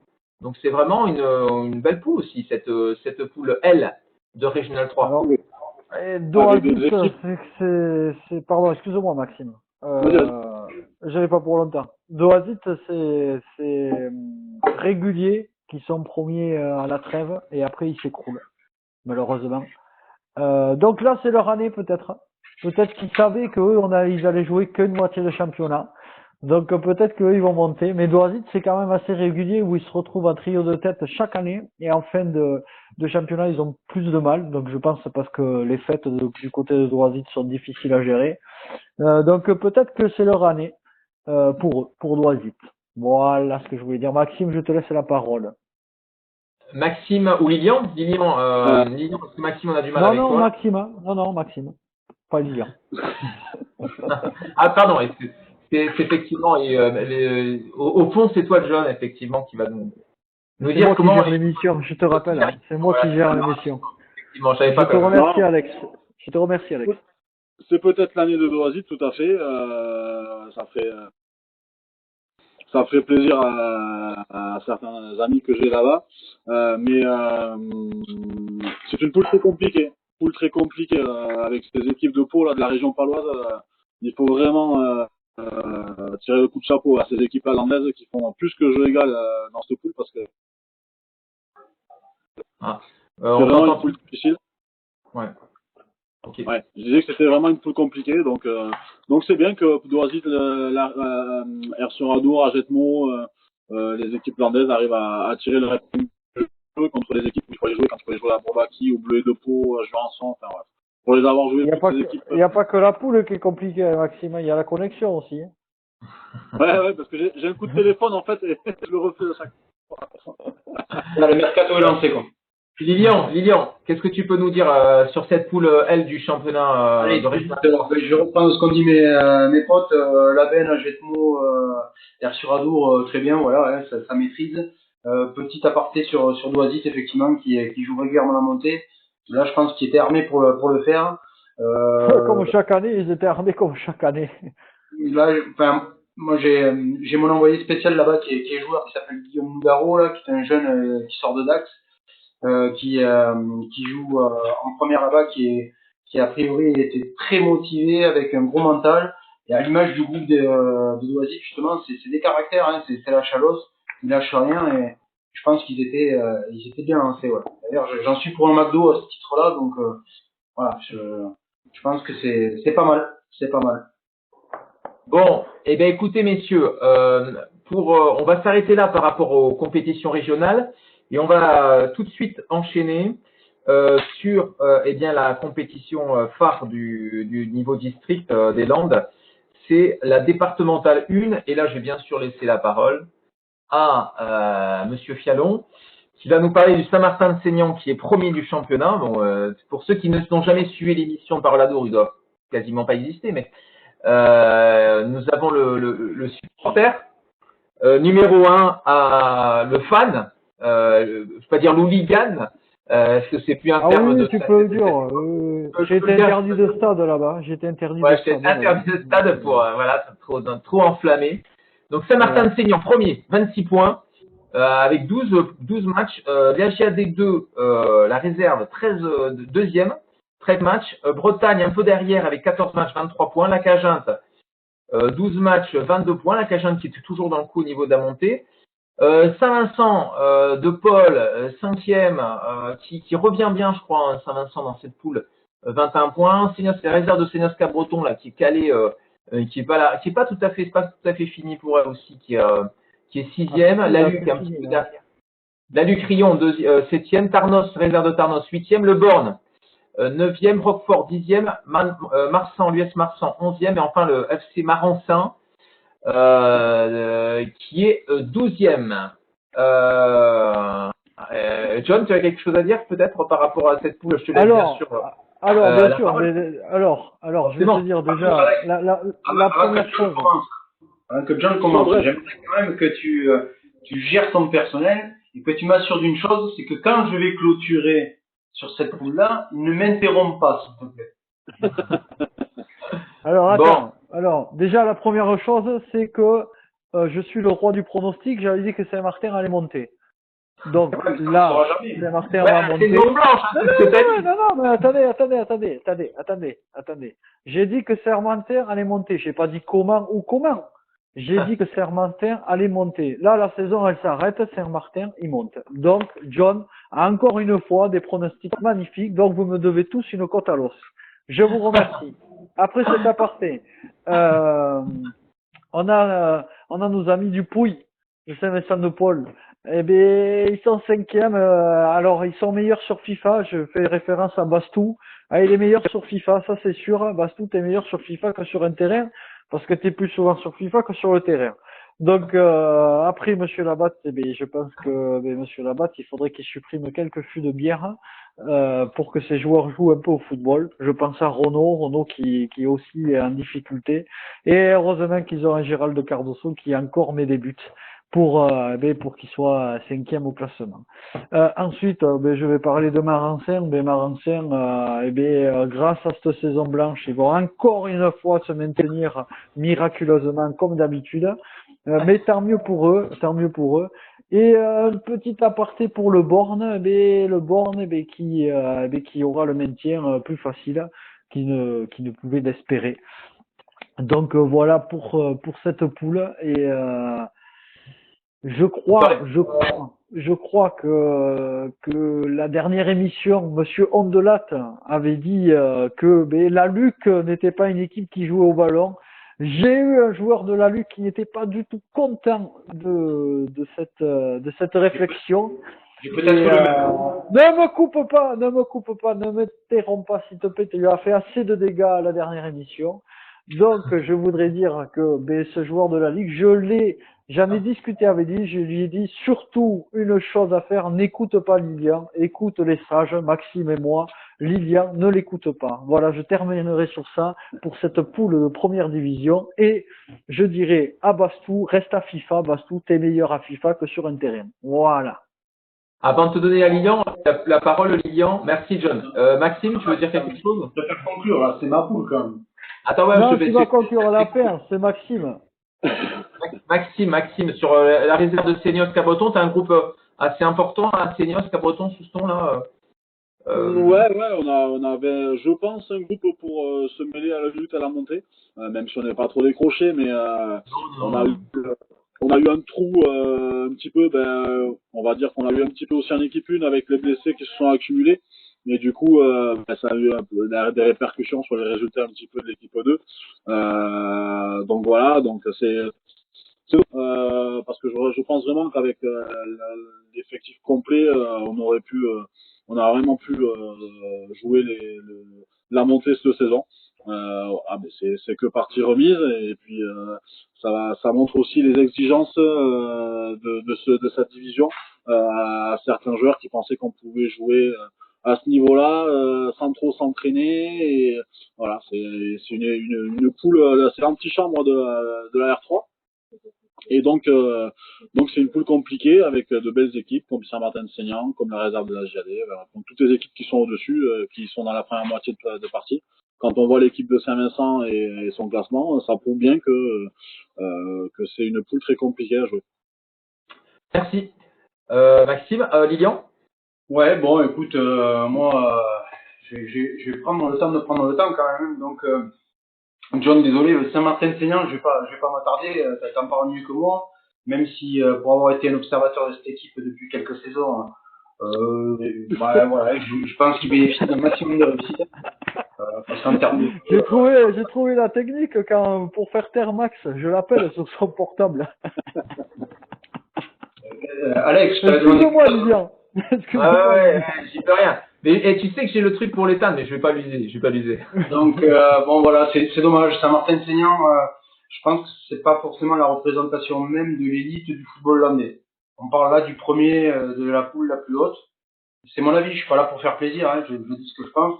Après voilà. Sur quoi tu te fondes quand tu dis ça? Mais si t'avais pas appelé Max pendant que je parlais, tu m'aurais écouté et t'aurais bien compris que j'avais dit que pour moi c'est pas une équipe qui pratique le plus beau football, c'est plutôt une équipe très athlétique qui joue avec des attaques.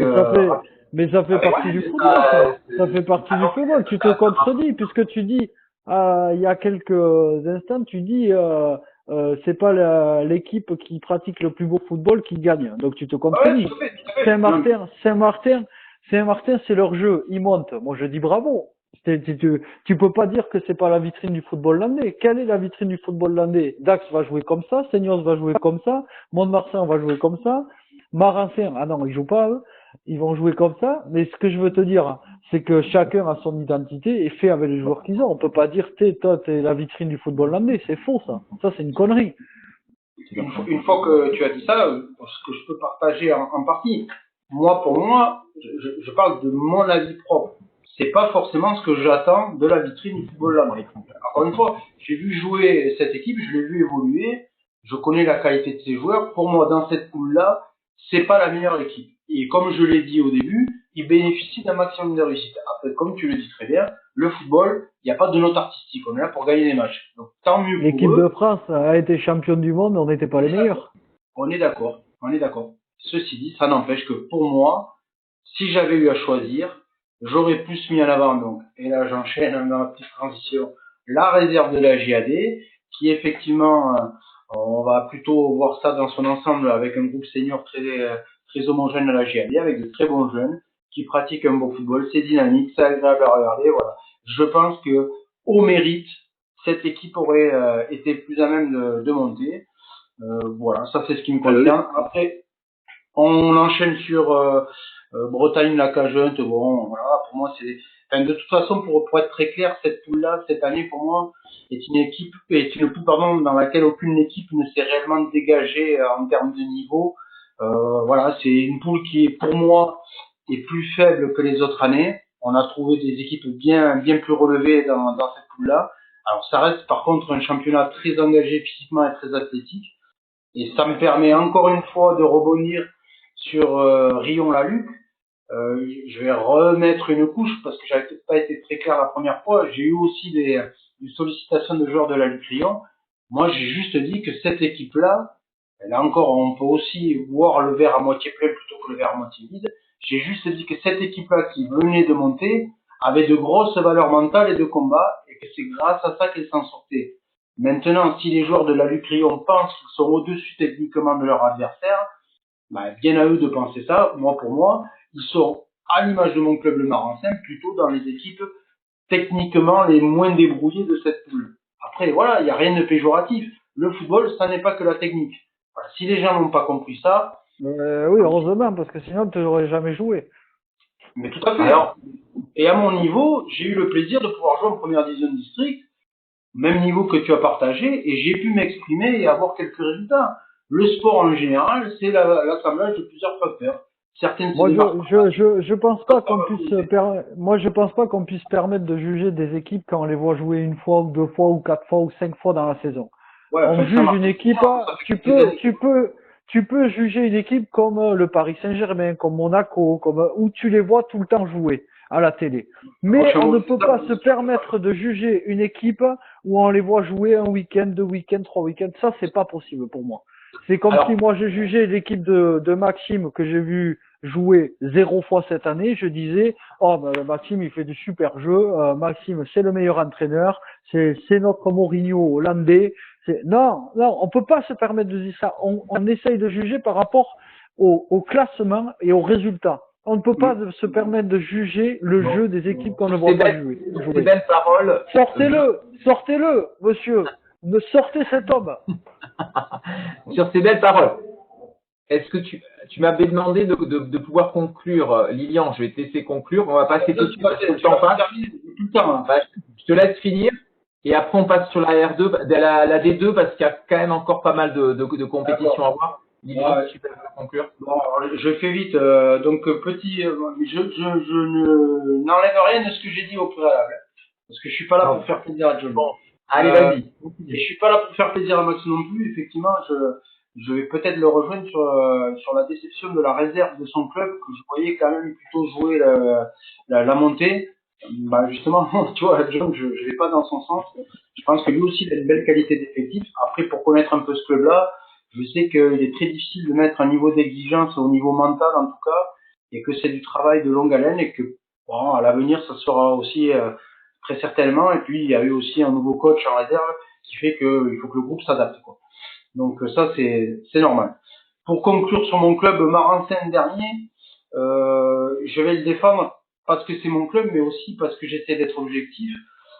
Cette année, avec la remontada de Morsinx, on se trouvait dans une situation où il n'y avait que 2 descentes en première division. Et avec la victoire au dernier match de Marensin contre Bretagne, qui jouait la montée puisqu'ils sont sur le podium, on retrouvait Marensin en passe de se remêler à la course au maintien. Donc, comme l'a très bien vendu John, Marensin, c'est un club qui a très peu d'armes, mais avec le peu d'armes qu'ils ont, ils ne lâchent rien. Et comme chaque année, on est fiers de pouvoir être des miraculés et de se sauver. Et comme je l'avais très bien dit, on allait encore se sauver. J'ai pas menti. Oh, t'emballes pas. Tu sais pas, ça. T'emballes pas. Cerise sur le gâteau, nous avons fait le doublé de la Coupe du District, puisque nous sommes encore vainqueurs de la Coupe du District cette année. Regardez, ça, c'est pas vrai, c'est pas vrai. Messieurs, regardez, vous avez tous les deux raison. À la fois Saint-Martin-de-Seignan va monter et Marensin va se mettre. C'est pas formidable, elle est pas formidable cette émission. Mais vous me devez une cote à l'os. Hein. J'avais dit que Saint-Martin y montait, donc moi vous dépouillez les 4, les 3 là. Les paris seront blancs cette année. Oh, c'est scandale. Saison blanche, le Paris blanc. Moi, C'est je te scandaleux, connais. Maxime rentre pas là-dedans, c'est un scandale. Bon, allez, départemental 2, poule A, Garin premier, Broca deuxième, Saint-Pardon troisième, Escourse quatrième, Pontongue, la réserve de Pontongue cinquième, qui fait une belle saison. Cinquième Pontongue, Saint-Pierre-du-Mont sixième, Saint-Jour-de-Marraine septième, en milieu de classement. Saint-Jour, on aurait pu peut-être espérer peut-être mieux pour ce club. Huitième, Biscarrosse réserve huitième, l'école sportive Montois la réserve neuvième, la réserve 2 de Tartas qui a un peu de mal, dixième, la Trie onzième, et vraiment décroché la réserve de Morsinx à Rincos qui était quasiment condamné cette année. Voilà, donc Garin qui est premier, Broca deuxième, deux équipes largement au-dessus. Lilian, qu'est-ce que tu peux dire sur cette poule? Ben voilà, comme tu l'as dit, deux équipes largement au-dessus, en sachant que dans cette poule-là, on pouvait assister à éventuellement deux montées, donc on les avait là, les candidats. Petite déception pour le club de Saint-Jour, qui a quand même été habitué à évoluer à un niveau supérieur et avec de bons joueurs, donc voilà, ça fait partie des clubs sur lesquels j'attendais un autre parcours. Bon, ils ont peut-être leur vérité, je la connais pas, donc j'invite tous ceux qui la connaissent à nous l'expliquer. L'équipe 3 de Tartas aussi, qui fait que avec le réservoir des joueurs qu'il y a dans ce groupe senior, on pouvait attendre un autre parcours. C'est pas le cas. Bon voilà, je crois que tout est dit. Garin après largement en tête, l'habitude de l'ascenseur, donc qui connaît déjà la première division et qui aurait pu y figurer l'année prochaine sans problème. Messieurs, quelque chose à ajouter? John, là, t'étais, voilà. Non, rien du tout, rien du tout. Je suis choqué des propos que j'entends. Je suis choqué, c'est tout. Allez, tu t'es réservé pour la poule B, départemental 2, avec le Stade Ligossé qui est premier, suivi de Parentis et d'Oisite. Ils se tiennent, les trois équipes se tiennent à 2 points. Premier Ligos, deuxième Parentis, troisième d'Oisite. 13 matchs, 27 points, 26 points, 25 points pour ces trois équipes. Un peu derrière Morin avec quatrième avec 22 points, qui est pas très loin quand même. Saint-Sevé, 20 points, cinquième. La réserve 2 de Dax qui fait finalement un bon petit parcours, milieu de tableau, sixième. La réserve 2. Saint-Paul Sport, pareil, milieu de tableau, septième. Air-sur-Adour, la réserve d'Air-sur-Adour, huitième. Péorade et Saint-Martin-de-Gelous, 9e et 10e, comme Air-sur-Adour avec 14 points. Un petit peu décroché Chalos et vraiment décroché là l'Espérance de Werreleuil. Messieurs, qu'est-ce que vous pouvez dire sur cette poule? Igos, la réserve d'Igos, qui est en passe de monter en première division déjà. C'est pas fait. Bon, il y avait Parentis qui était derrière, la première de Parentis qui fait un bon championnat, et la réserve de Doisite qui était aussi dans le coup. Qu'est-ce que vous pensez de ces premières équipes? John, tu les as rencontrées, je crois. Oui. Alors Igos, une équipe très solide, très difficile à manier, qui sont très très bons dans le bloc défensif, où ils savent alterner le marquage individuel ou le marquage de zone. Ça dépend des équipes qu'ils rencontrent, je pense. Donc Igos vraiment très très solide. Parentis qui, je pense, a beaucoup de réussite, mais qui sont là. Donc ils savent faire, ils font le job.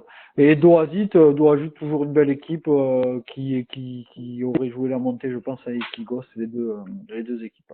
Pour le reste, je pense que c'est un cran en dessous. Toutes les autres équipes sont un cran en dessous. Et encore en dessous, je pense qu'il y a l'Espérance de Wireley. Je pense que nous, la saison blanche, on remerciera jamais assez le coronavirus, je crois. Parce que nous, c'est très très compliqué et bien, si on se maintient, c'est plus qu'un miracle. Parce que moi, je suis pas comme les mecs qui jouent à Marensin, moi. Moi, je suis pas là pour encenser le club qu'on a gagné la Coupe du District, du violon, de la merde. Donc, nous, on a beaucoup de difficultés et il y aura beaucoup de difficultés à l'avenir à Wireley. Et j'espère que ce club pourra s'en sortir, mais ça va être compliqué pour Wireley et cette année, pour moi, je parle personnellement, ça a été l'année de trop à Wireley. Voilà.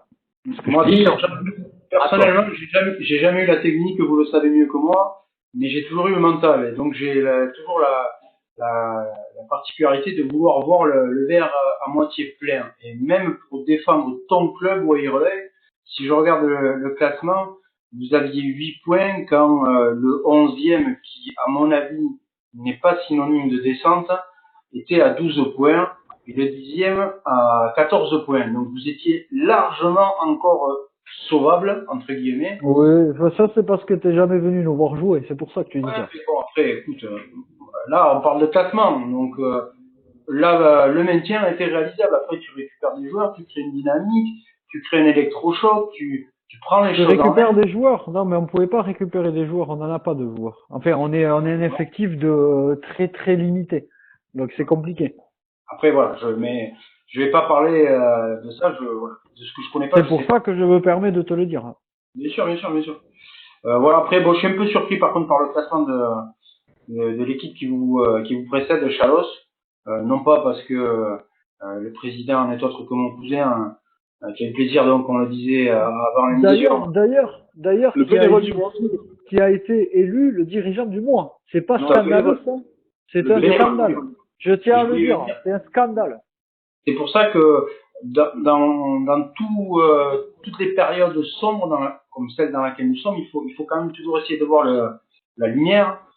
Chalos, qui sportivement en première n'est pas au beau fixe, entreprend un travail de fond avec l'histoire qui est la sienne, c'est-à-dire un village, avec une équipe dans chaque catégorie, voire plus, avec énormément de licenciés, une dynamique, une communication éprouvée. Donc je pense que c'est un club qui dans l'avenir aura forcément de belles histoires et de belles pages à écrire. Et ça, je pense qu'on pourrait s'en inspirer. Je pense que leur situation géographique ne les aide pas et c'est pour ça que je pense que ce club aura du mal à évoluer, mais c'est très très bien ce qu'ils font et moi alors je pense par la situation géographique, je parle. Oui, mais attention, la situation géographique. Pourquoi ils vont mener des plages à Chalos ou quoi? Non, mais après, il y a des personnes qui sont ancrées dans ces régions-là. Hein. C'est comme Doazit, comme Agetmo. C'est des personnes qui sont ancrées et qui ont vraiment l'amour. Ils sont loin de tout quand même. Ils sont loin de tout quand même. Mais c'est pas grave, ils sont de chez eux. Ils sont de chez eux. Encore et justement, c'est des gamins qui iront des petits aux grands et ils ont misé sur la formation et je pense que Laurent fait avec son équipe. Non mais attention, détrompez-vous. J'ai pas dit que c'était un club qui non, j'ai dit ils auront du mal à évoluer par rapport à leur situation géographique. Moi, je te dis que non. On a joué 2 matchs contre lui, on a pris 2 branlés. Donc c'est qu'ils sont meilleurs que nous. Ouais, là on parle d'une vérité à l'instant T, mais même sur ça, là je rejoins Max. Alors j'ai exactement la même problématique que moi à Marensin, à savoir qu'on est isolé géographiquement, mais ce qui aujourd'hui peut paraître comme une lacune peut être un sacré point positif, parce que si tu es isolé géographiquement, ça marche dans les deux sens. Ça veut dire que quand tu as des joueurs, ils sont aussi difficiles à déraciner, quoi. Après, à toi d'être attractif pour faire venir les joueurs. Ah oui, mais la première chose, c'est les attirer dans ton club. On a reçu il y a quelques semaines, si vous le permettez, on a reçu il y a quelques semaines le président de Peorad. Là, Peorad aussi, un beau club avec une belle formation. Qui est en 2e division, qui a du mal cette année. C'est des années de transition là pour Peorad parce qu'il y a quand même un beau vivier de joueurs à Peorad. Transition, non. Encore une fois, le championnat n'était pas terminé. Leur dernier résultat montrait une nette amélioration. Un net réveil en tout cas, puisqu'ils avaient battu 3-0 Igos, qui est donc le premier de la poule, et ils n'avaient perdu entre guillemets que 1-0 contre le second Parentis. Donc on peut considérer qu'ils étaient quand même dans une dynamique de renaissance et que par rapport à leur structuration et leurs efforts fournis justement sur la formation, ils allaient s'en sortir. Moi aussi, je pense que c'était plutôt pas mal. Et je pense même qu'on allait les retrouver un peu plus haut au classement. Très bien, messieurs. Je vous propose de passer à la poule A de départemental 3 avec la réserve de Sénosca Breton-Souston qui est premier du championnat largement avec l'Aben et le Despo qui revient aussi. Messieurs, sur cette poule A3 départemental 3, qu'est-ce que ça vous inspire, Metz, qui est pas dans la course cette année pour la montée? et Dax RC qui est 10e.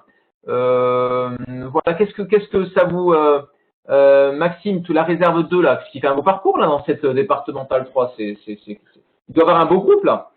Ouais, encore une fois, ça fait partie des nouveautés un petit peu avec trois équipes compétitives, avec un gros groupe senior, avec beaucoup de joueurs, avec un gros travail en commun avec tous les coachs, donc ça paye aussi avec l'équipe 3, qui forcément aussi récupère des joueurs de dessus, avec un nouveau coach aussi qui arrive et qui fait des choses plus que correctes, qui a su s'imposer dans cette équipe-là, qui n'est pas toujours évident.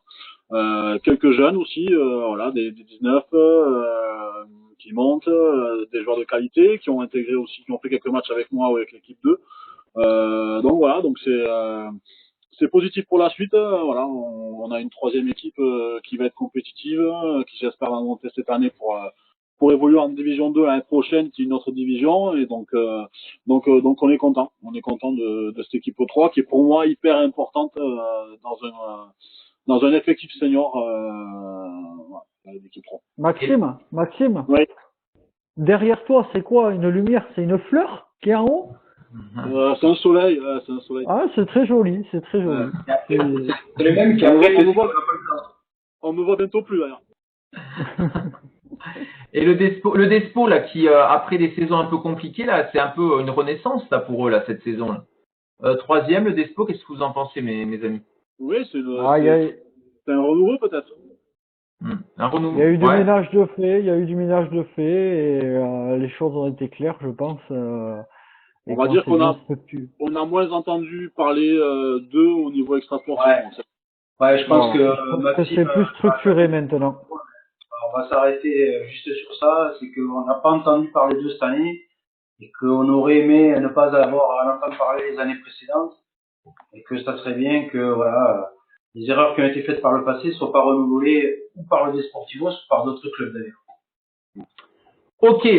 Alors en poule B maintenant de départemental 3, nous trouvons donc en premier Sabre, deuxième Saint-Perdon, l'FCLR, troisième l'Armagnac, quatrième Labouère, cinquième, Borne, sixième, Marensin, la réserve de Marensin, John, septième, Parentis, huitième, Saint-Martin-de-Géloux, deuxième, Pujol-le-Plan, dixième et Garin US2. Est-ce que vous avez quelque chose à dire, messieurs? Vous connaissez peut-être pas très bien cette poule. Du tout. Si, il y a le Marensin, le FC Marensin. Je suis un acteur incontournable principal. Alors qu'est-ce que tu as à nous dire, Lilian? 3 contrôles, 2 loupés, une touche et 3 6 mètres. Mais à part ça va. Le Marensin fait son petit bonhomme de chemin en réserve. Alors, petite information, nous, à l'image de Overlay, on a de grosses difficultés d'effectifs. Donc, on a ressorti les longs couteaux des tiroirs, à savoir qu'à l'image de gars comme moi, on a re-signé des licences pour pouvoir aligner. On aura tout vu, quoi. J'aurais tout vu dans le football. J'aurais tout vu. Et du coup, avec un gars comme moi, on arrive à se maintenir en départemental 3, tranquillement, j'ai envie de dire. On prend du plaisir aussi. Ça nous permet de pouvoir transmettre un peu la bonne parole auprès des jeunes. Donc ça, c'est le côté positif. Voilà. Écoute, après, on travaille comme on peut dans notre club. Je vais pas m'attarder sur ça. Je voulais juste faire une petite mention spéciale au club du FC de l'Aïr, qui est un club tout jeune là qui vient de se créer. Et en fait, la fusion, je crois, de Pissos et Source. Ouais, ils sont par la famille Lucido, si je dis pas de bêtises, et voilà, qui à mon avis est un club qu'on va retrouver plus haut dans les années à venir. Donc c'est à mettre en avant, c'est des gens qui sont hyper motivés, qui bossent, qui vont à mon avis amener le club plus haut. Et puis voilà, c'est tout pour moi. Bah écoutez, merci pour cette poule B. On va bientôt achever l'émission. Donc la poule C, départementale 3, Caser, premier, 30 points, Bretagne, 26 points, Doisy, la réserve 2 et troisième, Lacaginte, réserve, quatrième, Marsan, US Marsan, cinquième, la réserve, Agetmo, sixième, Saint-Maurice, Grenade, septième, Saint-Justin, Entente, huitième, Morin, la réserve de Morin, 2, neuvième, Amou, Poudinx, dixième et Saint-Sevé, 3. 11e, voilà pour cette poule C avec Saint-Maurice Donat qui était à un niveau autre il y a quelques années, qui se retrouve 7e de cette départementale 3 et Saint-Justin 8e. Hamou qui a un peu de mal cette année, 10e du championnat. Parfait Maxime, on te voit mieux là.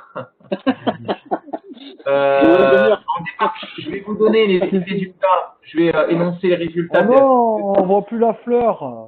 C'est chier. J'ai mon ingénieur des lumières qui est arrivé. Alors, en Mais départemental. mettre la fleur derrière toi, on veut voir la fleur, nous. Alors, messieurs, en département, si vous le permettez, on poursuit sur l'émission. Juste pour dire, juste pour donner les classements, si vous voulez, la départementale 4, cette année était prévue en deux étapes. En deux étapes, une première période de brassage qui s'était conclue. Je vais donner les classements suite à ce brassage. Et il y avait une nouvelle période qui avait démarré, mais qui venait juste de démarrer. Donc, je vais juste vous rappeler les classements pour dire qu'effectivement, il y a des équipes qui sont mieux sorties que d'autres. L'Eagle Stade 3 a été en poule. Alors, je vais commencer par la poule A de ce championnat. Si là, mon ordinateur est bloqué, donc ça craint. Voilà, ça va revenir. Sur la première phase. Voilà, poule A, effectivement, départemental 4, Saint-Vincent-de-Paul, premier, la Luc Rion, deuxième, FC de l'Air, troisième, Chalos Lorette 2, quatrième et Amoupoudenx, cinquième. En poule B, Igostad 3 premier, Armagnac US2 deuxième, Saint-Justin Entente 2, troisième, La Trille, la réserve de La Trille quatrième et Morin 3, cinquième. On voit pas bien, help me, aidez-moi. On voit pas bien, John, je suis vraiment désolé. Hein. Non, il faut que tu… ok. Ensuite, en poule C, on te voit pas. En poule C, premier Labenne, deuxième Broca, troisième Escourse, quatrième Pontonx et cinquième Saint-Vincent de Paul. Bien, alors on va parler maintenant, si vous êtes d'accord, des colosses au P d'argile. Lilian, tu voulais dire un mot là-dessus. Je te laisse la parole, Lilian. Oui, alors très succinctement, c'est pour reprendre juste le fil par rapport à la dernière émission où John avait lancé une question très pertinente quant au statut des éducateurs et des bénévoles dans le football et le sport en général, où il y avait un débat et un vide juridique qui se faisait par rapport au fait de pouvoir prendre une licence dans une association sportive, d'avoir la responsabilité de la gestion de l'enfant, sans même avoir une information quant à leur passé juridique et éventuellement donc du coup se retrouver dans une position où on mettrait nos enfants entre les mains de personnes pas recommandables, quoi. Donc on avait pu rebondir justement sur le fait qu'on avait la chance d'avoir ici sur le secteur Sébastien Bouey, qui est le fondateur de l'association Les Colosses au Pied d'Argile, qui a donc pour but la prévention en milieu sportif sur les agressions sexuelles ou le bizutage, enfin tout ce qui est autour de ce sujet très délicat. Et donc on avait lancé le pari de pouvoir le recevoir ou du moins l'interviewer. Et donc j'ai eu confirmation auprès de Sébastien ces jours-ci, comme quoi il serait ravi de pouvoir venir donc sur le plateau proférer la bonne parole et en tout cas venir nous donner des informations importantes et précises qui pourraient d'une part rassurer les parents, les dirigeants et bénévoles impliqués, en fait tous les acteurs du monde sportif, parce que il s'agit pas d'aller à la chasse aux sorcières, mais de donner les bonnes informations pour rassurer les uns et prévenir les autres. Donc voilà. Donc on aura avec ta permission, Alex, la possibilité de recevoir Sébastien qui viendra nous sensibiliser à ce sujet-là. Il faut ma permission aussi, hein. Faut ma permission, faut me consulter aussi. Je rappelle que celui qui dirige l'émission, c'est pas moi, hein. C'est Monsieur Pialon. Hein? Je rappelle que celui qui dirige, enfin officiellement, c'est pas dit, mais c'est Jonathan Pialon. Voilà. D'accord. Ouais, je demanderai la permission. Je Faut pas ne trop je dire. savais pas. Donc, De la voilà, donc transition. pour conclure, de toute façon, l'idée vient de John au départ. Hein, c'est lui qui a soulevé Ouais. ce sujet très intéressant. Donc, voilà, je vous confirme donc que Sébastien interviendra sur notre antenne. Et j'en profite Attention, aussi. tu t'engages là. Attention, tu t'engages. Il va falloir qu'il vienne, hein, maintenant. Je n'ai qu'une parole, John. Toujours pas de D'accord. technique, qu'une parole. Attention, attention, il y a des millions de faire personnes qui vont écouter ça. Bon. Bah, écoute, merci Lilian. Merci Jean- Lilian. Et donc, on avertira donc nos auditeurs de Paraladour de cette initiative et lorsque l'émission pourra se faire. Pour conclure l'émission, deux choses. La première, n'hésitez pas à mettre vos commentaires en bas sur Facebook s'il y a des observations, s'il y a des choses à améliorer, s'il y a des remarques. Surtout, n'hésitez pas. L'idée, c'est que ça soit quand même interactif. On est là pour discuter. Les intervenants sont tout à fait libres et c'est important pour Paraladour que la parole soit libre, bien sûr, dans le respect de chacun. Et enfin, donc la dernière chose pour conclure, une pensée toujours pour bien sûr toutes les personnes qui sont certes confinées chez elles, qui souffrent de cette situation à la fois sur le plan personnel, intérieur, mais aussi sur le plan bien sûr peut-être économique. Mais ça vient bien sûr en second. Mais c'est aussi important de le dire. Donc on s'associe encore, on le répète, avec toutes les personnes qui souffrent et les personnes qui, donc mes amis, souhaitaient également avec moi se joindre à la famille de Christophe Fate et donc aussi à tous ceux qui l'ont connu, ses amis, à ses copains arbitres, joueurs de foot. Donc on voulait s'associer à cet hommage en s'arrêtant de parler quelques secondes. Voilà.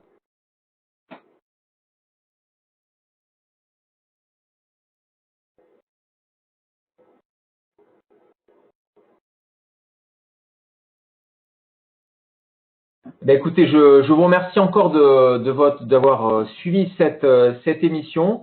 Et donc je vais dire au revoir à Maxime. Bonne soirée Maxime, toi tu es déjà dans la nuit. Ouais, merci à vous. C'était Avec un sa bon belle moment. fleur. Avec Ouais, ta belle c'est ma fleur. belle fleur. Merci à toi Lilian et merci encore une fois. Et bonne soirée et à très bientôt sur Parole d'eau. Et restez chez vous. Restez chez vous. Allez, au revoir tout le monde. Et Bonne moi, soirée. tu me dis pas au revoir. Moi, tu me dis pas au revoir. Ben si, je te dis au revoir John, excuse-moi.